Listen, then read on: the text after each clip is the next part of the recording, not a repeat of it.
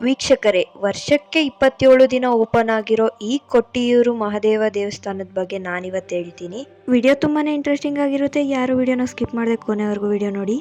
ವರ್ಷಕ್ಕೆ 27 ದಿನ ಓಪನ್ ಆಗಿರೋ ಈ ದೇವಸ್ಥಾನ ಭೂಲೋಕದ ಸ್ವರ್ಗ ಅಂತಾನೆ ಹೇಳ್ಬೋದು.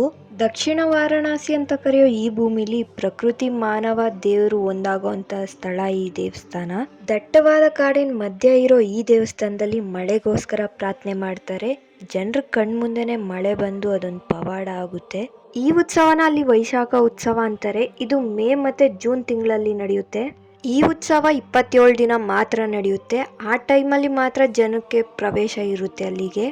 ಯಾವುದೇ ಆಧುನಿಕ ಸ್ಪರ್ಶ ಇಲ್ಲದೆ ಈ ತರ ಉತ್ಸವ ನಡೆಯೋದು ನಮ್ಮ ದೇಶದಲ್ಲೇ ಅಪರೂಪ. ಈ ಉತ್ಸವನ ಸ್ಟಾರ್ಟ್ ಮಾಡಿದ್ದು ಶಂಕರಾಚಾರ್ಯರು.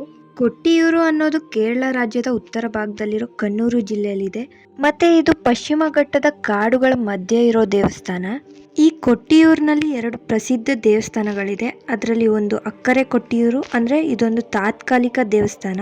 ಇನ್ನೊಂದು ಇಕ್ಕರೆ ಕೊಟ್ಟಿಯೂರು ಅಂತ, ಇದು ಶಿವನ ದೇವಸ್ಥಾನ. ಇಲ್ಲಿ ಶಿವ ಹೆಂಗ್ ನಿಲ್ಸಿದ್ರು ಅಂದ್ರೆ, ದಕ್ಷಿಣನು ಅವ್ರ ಪುತ್ರಿ ಸತೀನ ಶಿವನಿಗೆ ವಿವಾಹ ಮಾಡಿರ್ತಾರೆ. ಆದರೆ ಶಿವನ ವಿರುದ್ಧ ದಕ್ಷಿಣದಲ್ಲಿ ಅವಹೇಳನ ಮಾತುಗಳು ನಡೀತಾ ಇರ್ತದೆ. ಅದಕ್ಕೆ ಸತೀದೇವಿ ಅವ್ರ ದೇಹನ ತ್ಯಾಗ ಮಾಡ್ತಾರೆ. ಇದಕ್ಕೆ ಕೋಪ ಮಾಡ್ಕೊಂಡಿದ್ದ ಶಿವ ತಾಂಡವ ನೃತ್ಯ ಮಾಡ್ತಾರೆ. ಆಗ ಅಲ್ಲಿ ಭೂಮಿ ಕಂಪಿಸುತ್ತೆ. ಇದೇ ಸ್ಥಳದಲ್ಲಿ ತಾಂಡವ ನೃತ್ಯ ಮಾಡಿದಾಗ ಶಿವ ಅಲ್ಲಿ ನಿಲ್ಸಿದ್ರು ಅಂತ ನಂಬಿಕೆ ಇದೆ. ಆ ಜಾಗನ ದಕ್ಷಿಣಾಯನ ಯಾಗಭೂಮಿ ಅಂತಲೂ ಕರೀತಾರೆ. ಇಲ್ಲಿ ಪ್ರತಿ ವರ್ಷ ಮಹಾಯಾಗ ನಡೀತಾ ಇರುತ್ತೆ. ಆ 2 ದೇವಸ್ಥಾನಗಳ ಮಧ್ಯ ಭಾಗೀರಥಿ ನದಿ ಹರಿತಾ ಇರುತ್ತೆ.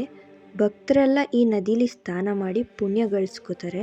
ಇಲ್ಲಿ ನಡೆಯೋ ಉತ್ಸವಕ್ಕೆ ಲಕ್ಷಾಂತರ ಭಕ್ತರು ಕೇರಳ ಮತ್ತೆ ಕರ್ನಾಟಕದಿಂದ ಬರ್ತಾ ಇರ್ತಾರೆ.